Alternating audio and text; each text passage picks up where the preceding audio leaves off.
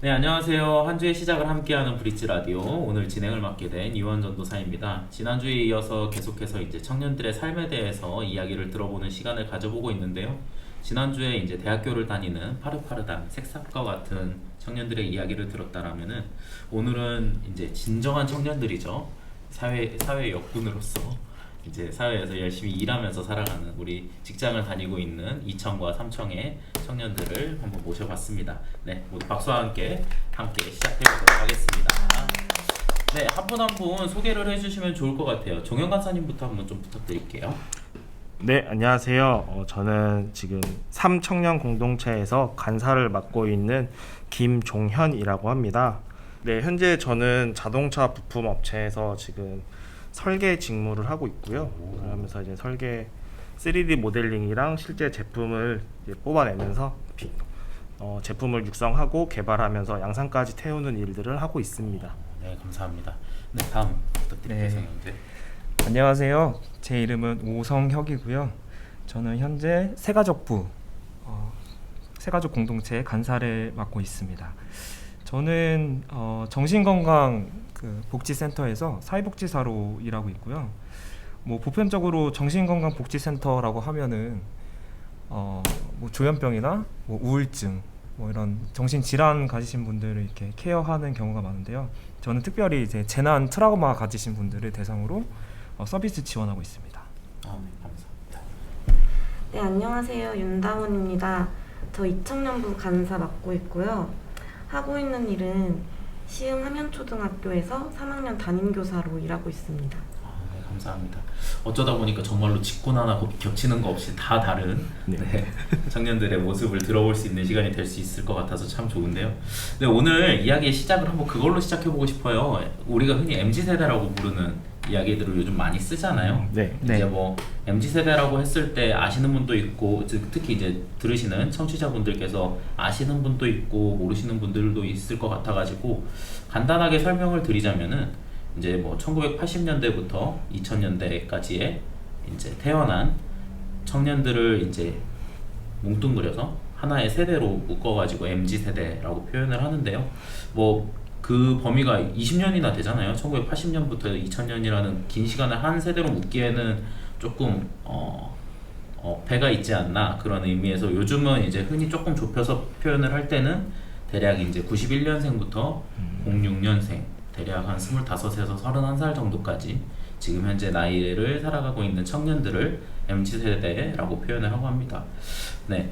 MZ세대의 특징에 대해서도 한번 이야기를 나눠보면 좋을 것 같은데요. 이제 집단보다는 개인적인 성향을 많이 띈다고 하고요. 또 소유보다는 공유.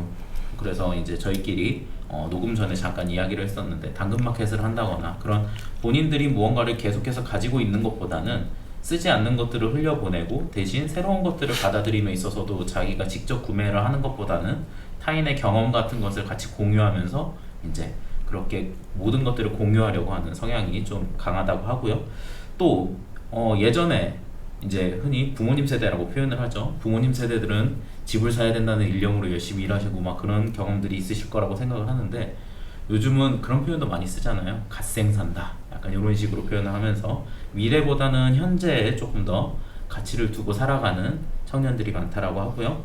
그리고 마지막으로 이제 가치보다는 취향을 중시한다라고 하는데 일반적인 가치, 뭐 비싸고 좋은 것들을 선호하는 게 아니라 남들이 좋아하지 않더라도 내 취향에 맞는 물건들을 조금 더 선호하는 모습들을 이 MZ세대가 보인다라고 합니다. 그렇기 때문에 여러분들 이제 여기 계신 여러분들한테 한번 질문을 드려보고 싶어요. 여러분들은 이제 흔히 표현을 할 때 그런 표현 쓰잖아요. 라떼 혹은 MZ 이렇게 두 개의 표현으로 나눠서 쓰고는 하는데 여러분들은 라떼에 속하시나요? 아니면 MZ에 속하시나요? 다운 간사님부터 한번 해주시죠. 저는 제가 라떼에 속한다고 생각합니다. 간사님 혹시 실례가 안 된다면 출생 연도가 94년인데요. 94년이면 여기서 제일 젊은데 네. 벌써부터 라떼인가요? 94년부터? 제가 여기 나온 수치상으로는 MZ세대에 속하네요. 네네. 근데 이제 제가 본디 가진 성향이 네. 좀 라떼스럽기도 하고요. 아, 저는 제가 그리고 또 제 또래 친구들이 MZ세대라고 생각해 본 적이 없어요. MZ세대라 하면은 네. 저보다는 더 어린 친구들이라고 어린 떠올리기 친구들이다. 때문에 평소에 제가 MZ라고 생각해 본 적이 없습니다. 네. 네네. 그럼 성혁 간사님은 혹시 한 그렇게 많이 차이는 안 나는 것 같은데 이제 음. 어떻게 보면 또 걸쳐 있는 것 같기도 하고. 네. 근데 제가 느끼기에는 저도 뭐 라떼 쪽이 아닌가. 약간 그 MG 특집으로 모시기는 했는데 어쩌다 보니까 점점 라떼로 가고 있는. 네, 마지막으로 정현 간사님. 네, 저는 일단 여기 수치적으로 나와 있는 것부터 저는 MZ 세대를 벗어나긴 하는데 네. 일단은 생각하는 거는 MZ 세대처럼 생각을 하려고 하지만 네. 실제로 실생활에서 행동이나 그런 언행들을 보면은 약간 라떼 쪽에 더 많이 있는 것 같아요. 그래서 약간 생각과 행동이 다른 그런 세대인 것 같습니다. 네. 안 그래도 이제 저희 이제 이 녹음 시작하기 직전에 저희끼리 이야기 나누면서 종현 간사님이 그런 표현을 써주셨는데 저 되게 공감이 많이 갔었는데 저도 굳이 따지자면 라떼 쪽에 가깝기는 한데 방금 표현하셨듯이 저도 약간 가치는 조금 더 MZ 쪽에 가깝고 근데 실생활에 생활하는 걸 보면 좀 더 라떼에 가까운 그래서 간사님이 그런 표현 쓰셨는데 그라데이션 세대다 약간 그런 표현을 쓰셨는데 저는 공감이 되게 많이 가더라고요. 그래서 약간 중간에 끼어가지고 이제 변화를 경험하고 살아가고 있는 세대가 저희들이지 않을까라는 생각을 합니다. 근데 이제 아무래도 이 세대가 바뀌어가는 것을 경험하고 있는 입장에서 위아래를 같이 볼 수 있기 때문에 한편은 비교할 수 있는 그런 모습들이 있을 수도 있을 것 같아요. 그래서 이제 저희가 크게 이제 두 가지 부분에서 이제 윗세대와 아랫세대를 한번 나눠보고 지금 세대가 어떻게 변해가고 있는지를 한번 이야기를 나눠보려고 하는데 크게 첫 번째는 직장에 대해서 한번 생각을 해볼 거고요. 그리고 두 번째는 연애와 결혼에 대해서 한번 이야기를 나눠보려고 합니다. 네, 첫 번째 그래서 직장 생활과 이제 재테크라는 부분에서 한번 이야기를 나눠보려고 하는데요. 뭐 뉴스나 뭐 여러 가지 커뮤니티 글들을 보면은 확실히 이전과는 다른 직장 생활을 살아가는 젊은 세대의 이야기들을 우리가 심심치 않게 접할 수 있는 것 같아요. 이전 세대와 요즘 세대를 가장 크게 구분하는 부분을 보자면은 아무래도 이제 우리 부모님 세대 같은 경우는 상명하복의 그런 문화가 아무래도 많이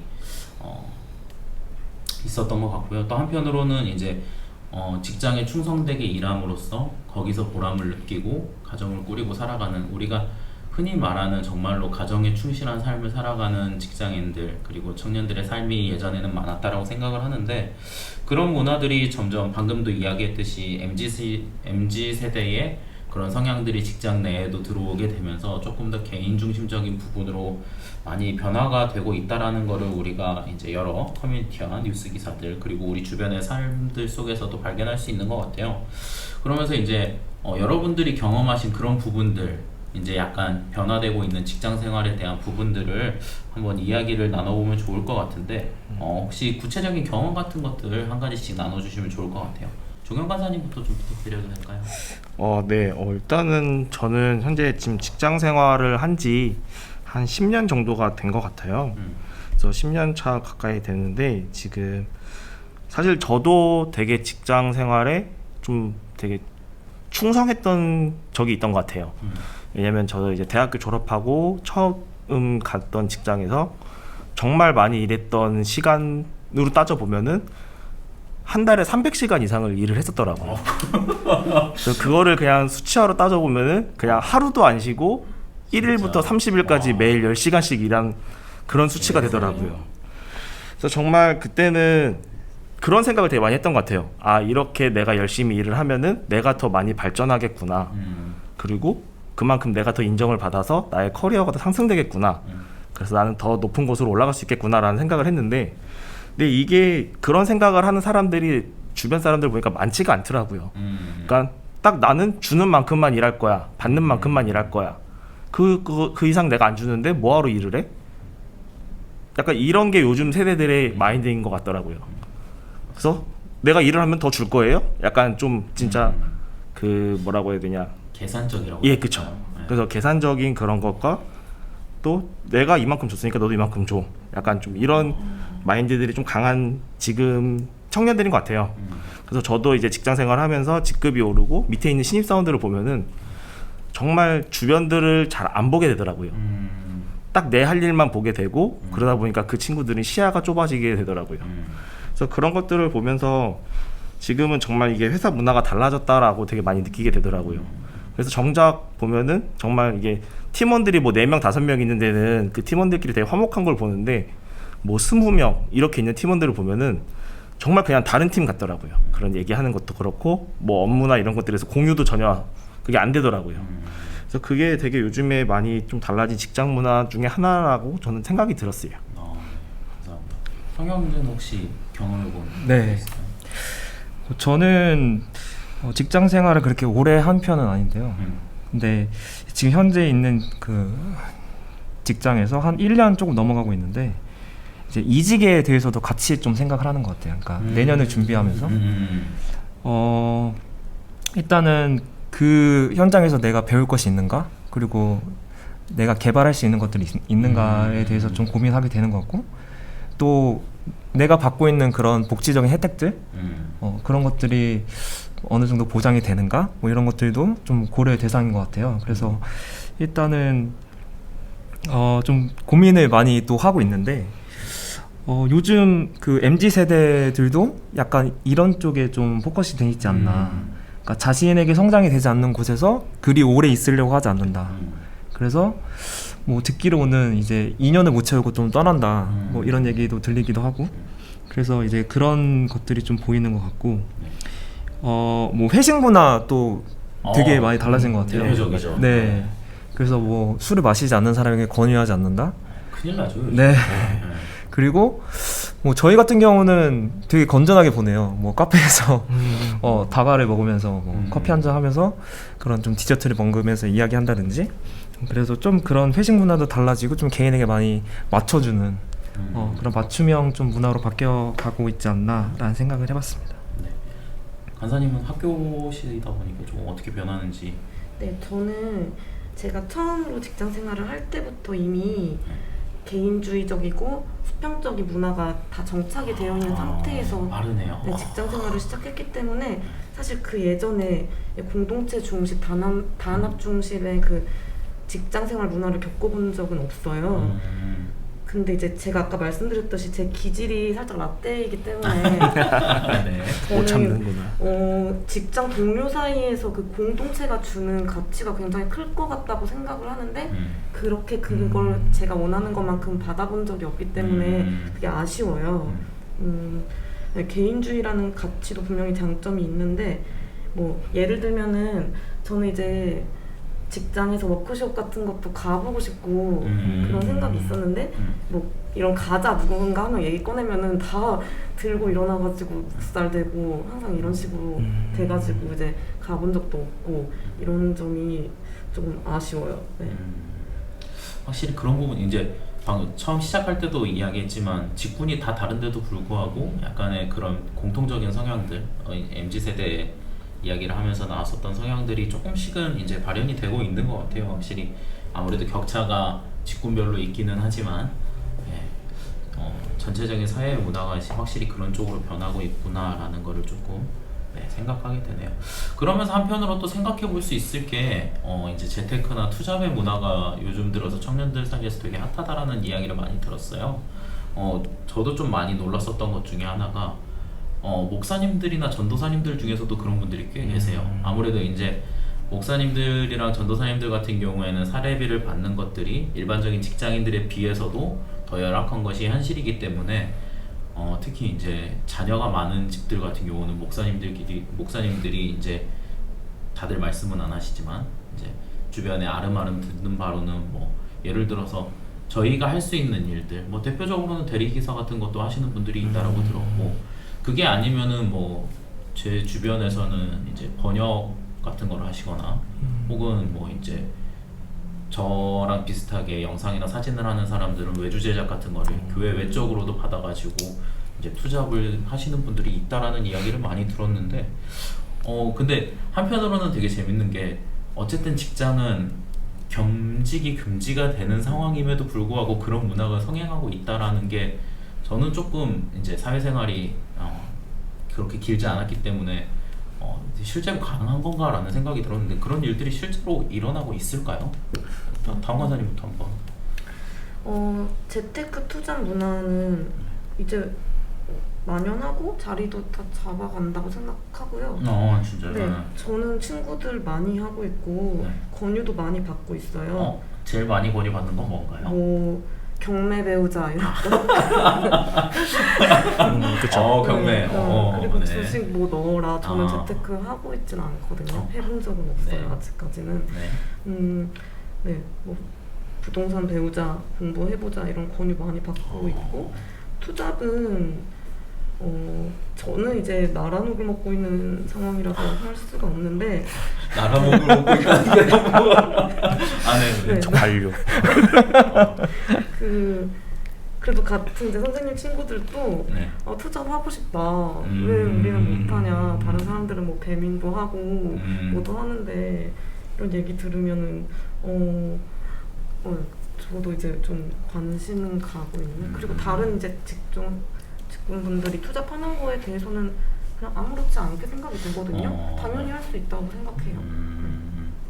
그게 뭐 법적으로 걸리지 않는 위치라면 투잡할 수 있다고 생각하고 재테크도 뭐 본인의 능력에 따라서. 능력에 따라서 하면 할 수 있으면 좋다고 생각합니다. 네네. 우상현제는 네. 일단 재테크 관련해서는 뭐 저부터도 일단 적금을 하면서 저축을 많이 하는 그런 성향이 있고, 그리고 뭐 펀드나 아니면은 뭐 이런 쪽으로도 주의 깊게 보고 있습니다. 그래서 일단은 앞으로 좀 어떻게 될지 모른다는 좀 생각에 미리 좀 준비하는 것들이 좀 있고, 투잡 같은 경우는 주변에도 좀 그런 분들이 계신 것 같아요. 뭐 아까 다운 간사님이 얘기해 주시는 것처럼 뭐 그런 배달 운송업체 뭐 이런 쪽으로 해가지고 이렇게 아름아름 하시는 분들도 계시고, 뭐 저도 좀 이제 뭐 뷰티나 아니면은 이렇게 해가지고 좀 판매하는 뭐 그런 거 권유를 받았던 적도 있고. 그래서 하지만 이제 저는 이제 그쪽으로는 좀 관심이 없었기에 이제 거절하긴 했지만, 이렇게 해서 솔직히 혼자 이렇게 좀 버는 거에 있어서는 좀 한계는 있는 것 같아요. 뭐 생활하는데 뭐 급여 받는 게 좀 다양하시겠지만 그래도 우리가 먹고 사는 거에 있어서는 계속 걱정하는 것들이 좀 있기 때문에, 그래서 투잡에 대해서도 계속 고민은 하는 것 같습니다.